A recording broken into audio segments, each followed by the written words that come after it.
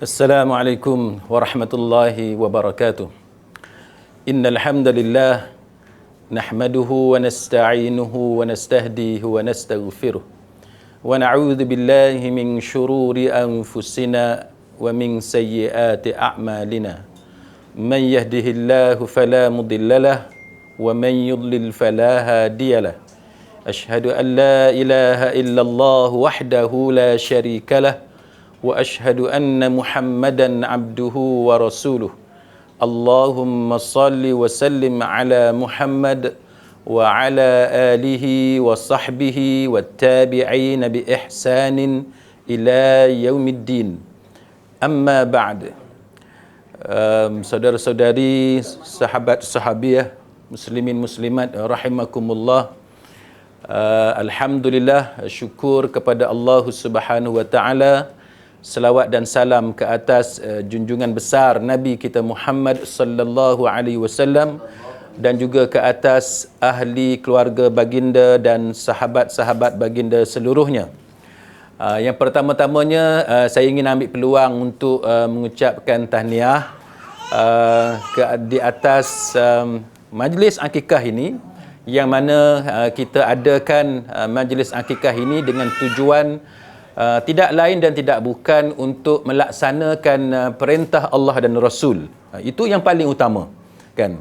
Walaupun kita tahu bahawa semua ibu dan ayah ni memang bangga sangat, gembira kerana dikurniakan cahaya mata oleh Allah Subhanahu wa taala dalam keadaan lebih ramai orang yang tidak memperolehi cahaya mata sebagaimana yang mereka inginkan.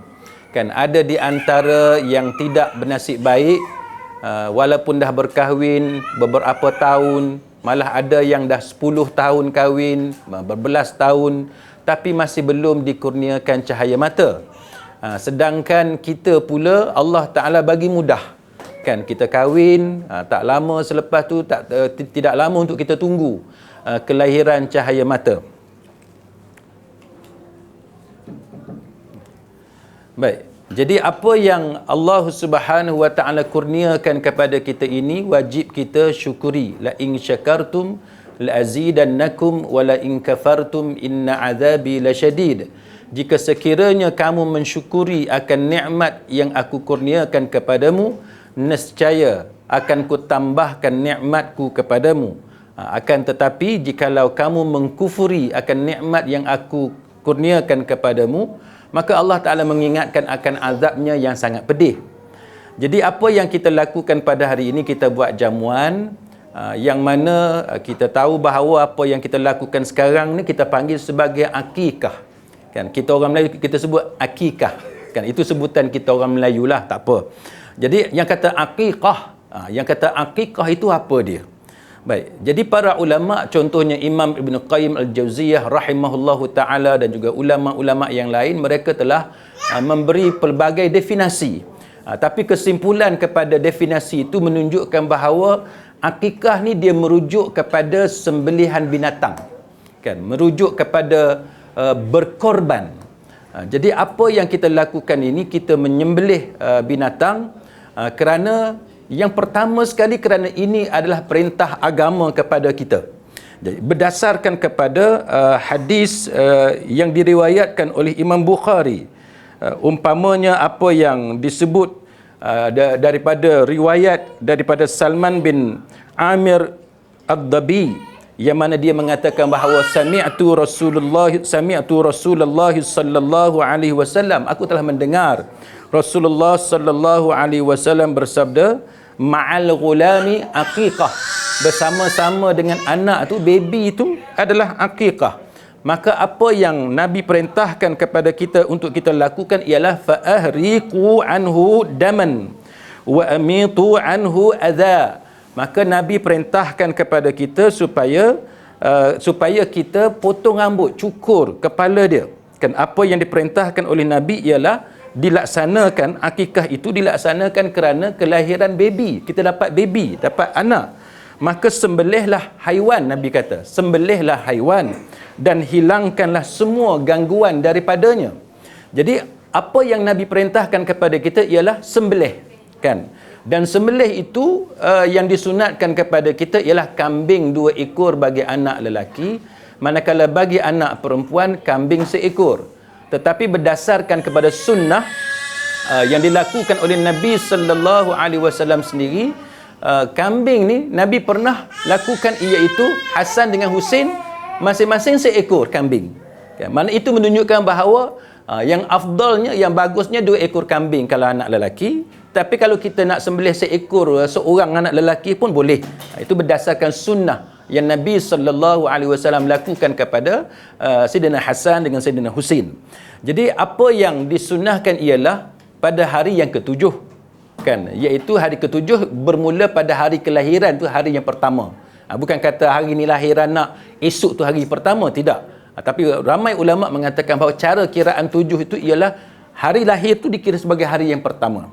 Tapi kita ada banyaklah cabaran, halangan dan sebagainya. Kadang-kadang kerana masalah duit belum ada lagi, ataupun urusan kerja, sibuk dan sebagainya. Dan ramai di antara kita yang PJJ. Ada yang PJJ antara suami isteri, ada yang PJJ dengan mak mentua, pak mentua, dengan mak kita sendiri, ayah kita dan sebagainya. Jadi ada banyak halangan dan cabaran. Maka boleh ke tak boleh kita melakukan akikah selepas daripada hari yang ke-7? Maka para ulama, contohnya ulama mazhab Syafi'i, mengatakan bahawa boleh, masih lagi sunat, kan, cuma dia tidaklah selengkap pahalanya, sebanyak pahalanya sebagaimana kalau kita lakukan tepat pada hari yang ke-7. Hatta walaupun anak tu dah dewasa sekalipun, kan, walaupun anak tu dewasa sekalipun, masih lagi disunnahkan kepada kita untuk melakukan akikah. Jadi itu menunjukkan betapa akikah ni adalah satu ibadat yang sangat-sangat dianjurkan kepada kita untuk kita lakukan. Jadi jumhur ulama mengatakan ianya adalah sunat muakkad, kan, sunat yang sangat ditekankan. Manakala ada juga ulama Hanabilah yang kata wajib.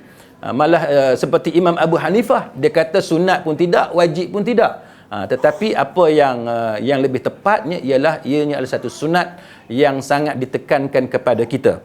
Baik, berdasarkan kepada hadis yang kita baca tadi, iaitu perintah daripada Nabi sallallahu alaihi wasallam supaya kita hilangkan gangguan daripadanya.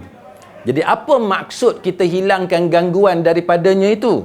Jadi para ulama mengatakan bahawa nombor 1, menghilangkan gangguan itu merujuk kepada hilangkan rambut dia, iaitu kita sekurang-kurangnya digunting rambut.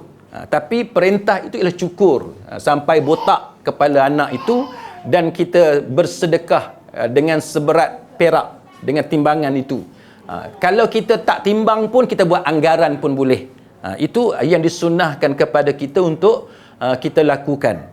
Baik, kemudian para ulama bila mensyarahkan hadis tadi, mereka juga mengatakan bahawa bukan sahaja kita menghilangkan gangguan anak tu dengan maksud kita botakkan kepala dia, cukur kepala dia, tapi kita hilangkan semua gangguan yang ada kepada anak itu.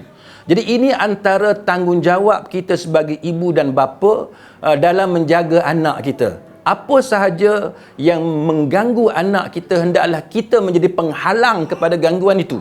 Dan kalau ada gangguan, kita hendaklah bertanggungjawab untuk menghilangkan gangguan itu. Maka bila kita bercakap tentang gangguan kepada anak ini, seringkali dalam gambaran kepala kita, yang ganggu anak kita nyamuk, kan, yang ganggu anak kita ialah binatang-binatang yang berbisa, ataupun yang boleh mengganggu anak kita, struktur rumah, keadaan rumah, desain rumah yang mungkin berbahaya, yang mendedahkan anak kita kepada jatuh sebagai contoh.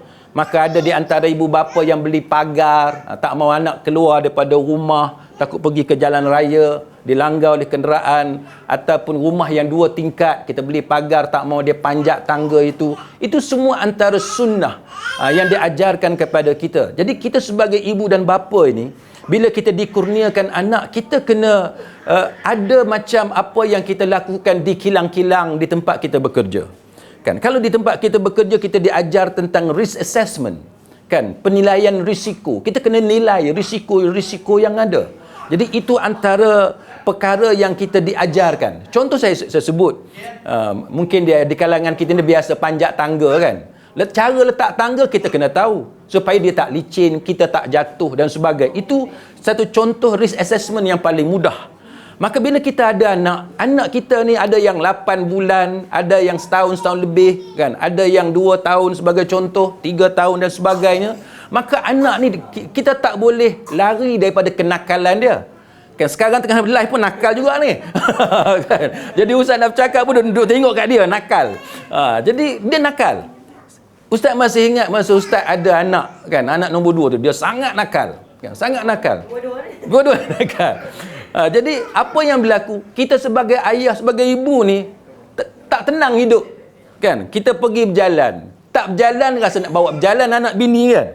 Bila bawa berjalan, tempat yang paling biasa kita bawa anak kita berjalan, pool lah, swimming pool. Yang ada kolam renang. Pergi kolam renang, kita tengok dah berapa banyak kes kematian. Kan? Pasal apa? Adakah ibu ataupun bapa tu sengaja nak bawa anak dia ke tempat bahaya? Tidak. Kita bawa dia sebab kita nak gembirakan dia. Kita bukan saja nak gembirakan dia, malah kita nak gembirakan kita. Kita sebagai bapa, kita sebagai ibu, tengok anak kita happy. Kan? Dan itulah perasaan ayah kita dulu. Masa ayah kita jaga kita, dia tengok kita happy, dia pun happy. Bila kita sedih, ayah kita pun sedih, ibu kita pun sedih. Maka bila kita berumah tangga ni, kita kena jaga semua. Kan? Ya ayyuhallazina amanu qu anfusakum wa ahlikum nara. Wahai orang-orang yang beriman, jagalah diri kamu dan ahli keluarga kamu daripada api neraka.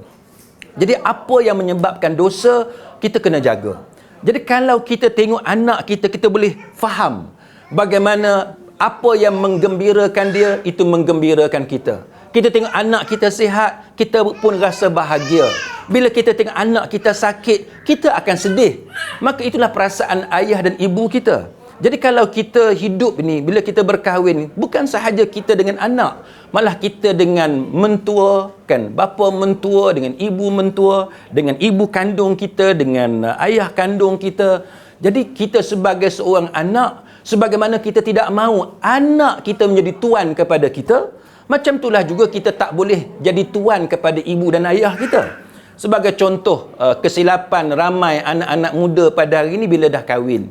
Kan? Yang pertamanya ialah bangun lambat. Kan? Bila kita bangun lambat, bayangkan ayah yang pergi beli nasi, beli roti canai untuk kita. Kan? Kita pergi duduk rumah kita pun macam tu, rumah mentua kita pun macam tu. Jadi sangat tidak cantik. Jadi kita sebagai anak, kita kena ada rasa malu. Kalau tiba-tiba ayah kita ataupun ayah mentua kita ataupun ibu kita, ibu mentua kita yang sibuk nak sediakan makanan pagi-pagi. Jangan. Jadi apa yang patut kita buat ialah kita yang kena bangun pagi, kita yang kena sediakan makanan kepada ibu kita, kepada ayah kita. Sebab apa? Sebab akan tiba giliran anak kita yang umur setahun, 2 tahun ni, mereka akan dewasa, kita pula yang akan tua. Bila kita tua nanti, kita akan tahu bagaimana perasaan kita bila anak kita yang sekarang ni berusia setahun, 2 tahun ni, bila mereka berusia 20-an, mereka kahwin dan mereka acuh tidak acuh dengan kita. Jadi kita sebagai ibu dan bapa ni menjadi faktor penentu anak ni akan jadi apa. Saya sebut sebagai contoh apa yang sering kita baca dalam doa. Kita baca Rabbana hablana min azwajina wa dhurriyyatina qurrata a'yun waj'alna lil muttaqina imama. Kita kata, wahai Tuhan kami, Rabbana hablana min azwajina, kan? Kurniakan kepada kami pasangan kami. Mana kita minta supaya Allah Taala bagi suami kita, isteri kita ni apa dia? Dan juga dzurriyyatina, iaitu keturunan kami, qurrata a'yun, sebagai penyejuk mata. Kan? Kita tengok suami kita pun kita sejuk mata, hati kita pun sedap. Tengok isteri kita pun sejuk mata, hati kita pun sedap. Saya ingat saya tengok kartun orang duk share dalam media sosial. Ada gambar perempuan 3 orang, lepas tu gambar 1 orang lelaki kepala dia buaya. Kan? Dia kata hidup ni yang pentingnya adalah kesetiaan. Tu contoh buaya bercakap. Lepas tu yang perempuan-perempuan ni cakap lah, oh deep, apa very deep, apa semua, I follow you, apa semua, macam tu lah. Jadi apa yang message yang cuba disampaikan, iaitu ada orang ni tutur kata dia manis, kan, tapi dari segi amalan dia tak buat apa yang dia sebut, kan, dan dia berpura-pura.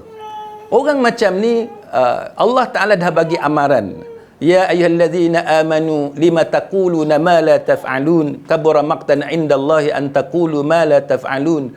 Wahai orang-orang yang beriman, kenapa kamu bercakap apa yang kamu tidak laksanakan? Amat besar kemurkaan Allah kamu bercakap apa yang kamu tidak laksanakan. Jadi bila kita nak anak kita baik, kita kena didik dia supaya dia jadi baik. Bila kita nak didik dia jadi baik, bukan sahaja kita suruh dia jadi baik, tapi kita sendiri yang kena jadi baik.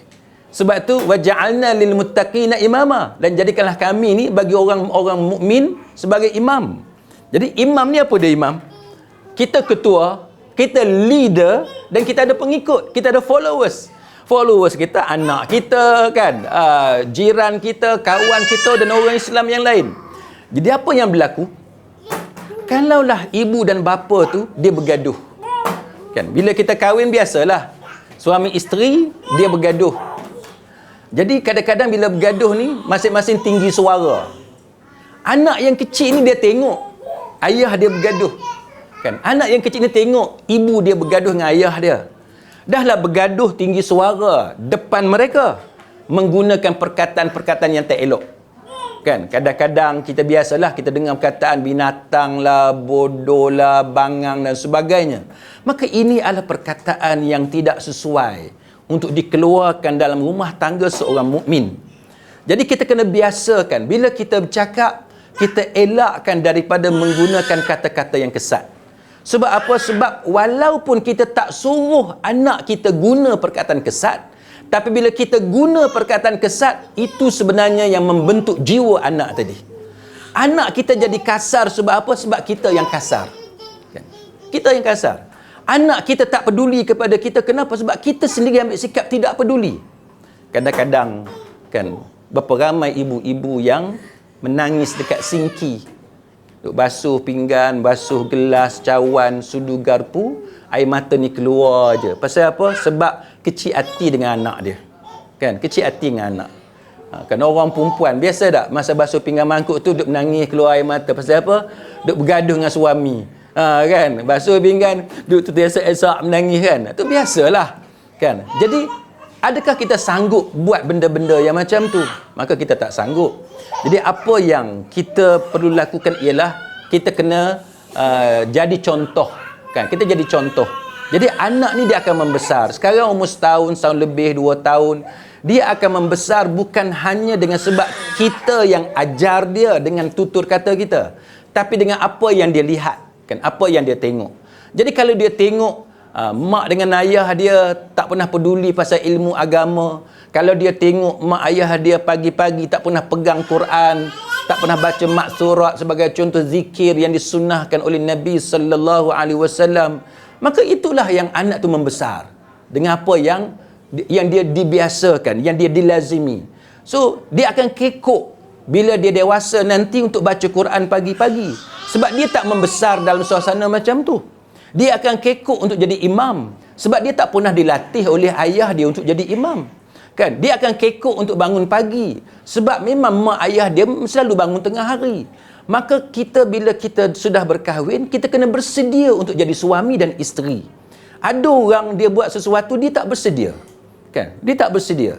Contoh orang yang nak makan. Kita mesti bersedia untuk makan, betul tak?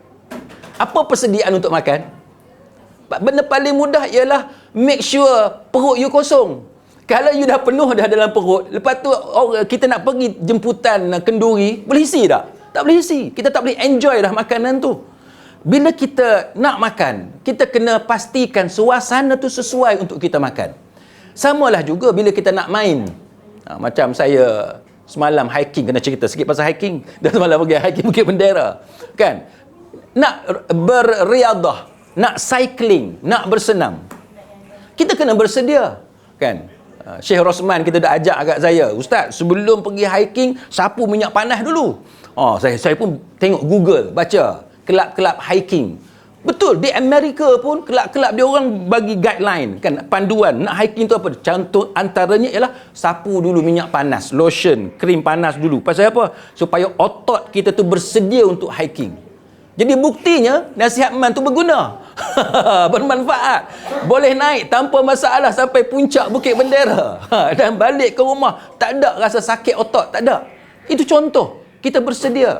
Lepas tu kita dah jogging, kita dah praktis naik tangga, turun tangga 20 kali naik, 20 kali turun. Kita dah bersedia. Maka macam itulah bila kita berumah tangga. Bila kita berumah tangga, tanya diri masing-masing. Aku bersediakah untuk jadi suami kepada seorang wanita? Bila kita kahwin, kita sebagai seorang perempuan, tanya diri kita, kita sudah bersedia ataupun tidak untuk jadi isteri kepada seorang lelaki? Kita sebagai seorang lelaki, seorang suami, bersedia ataupun tidak untuk jadi bapa kepada anak aku nanti? Kalau kita sebagai seorang ibu, aku bersedia ataupun tidak untuk jadi ibu kepada anak-anak aku? Maka persediaan tu mestilah lengkap dan menyeluruh. Anak nak makan apa? Boleh tak anak ni hanya makan Maggi je hari-hari? Pasal apa? Mak dia sibuk, ayah dia sibuk. Tak boleh. Itu bukan makanan yang bagus untuk anak-anak. Kan? Boleh tak anak ni makan hanya telur je setiap hari? Jadi itu antara soalan-soalan yang kita perlu tanya. Maka bentukkanlah anak-anak kita sejak daripada kita kahwin. Biasakanlah mereka melihat kita baca Quran. Biasakanlah mereka melihat kita zikir pagi-pagi dan petang. Biasakanlah mereka melihat kita suami isteri sembahyang sama-sama. Tak apa, dia kacau kita semayang pun tak apa. Kan? Kita semayang, dia bergantung kat kain. Kita semayang, dia pergi panjat belakang kita. Tak apa. Biar dia biasa tengok macam mana ayah dia semayang, macam mana ibu dia semayang, macam mana ayah dan ibu dia sama-sama buat kerja rumah. Biasakan anak kita tengok macam mana ayah dan ibu sapu sampah, vacuum rumah, kemaskan ruang tamu, kemaskan bilik tidur dan sebagainya, basuh bilik air dan sebagainya. Biar anak itu membesar dalam keadaan dia melihat the best pattern itu datang daripada ibu dan ayah dia sendiri. Jadi kuliah pagi ni dia tak boleh lama. Ni bukan pagi ni, dah tengah hari. Jadi ustaz pun duk teringat kambing tu. Jadi mudah-mudahan sekali lagi ustaz ucapkan tahniah. Semoga adik-adik semua, saudara-saudari semua, tuan-tuan perempuan semua, ustaz doakan supaya kita semua, termasuk saya sendirilah, akan menjadi bapa yang baik, suami yang baik, kan, ibu misali, isteri misali, dan anak-anak kita semua akan menjadi cahaya mata yang menyejukkan mata kita, yang menyejukkan hati kita, mendamaikan. Orang kata sejuk perut ibu yang mengandung, insya-Allah. Wallahu a'lam. Aqul qawli hadza wa astaghfirullahal azim li wa lakum. Wassalamu alaikum warahmatullahi wabarakatuh.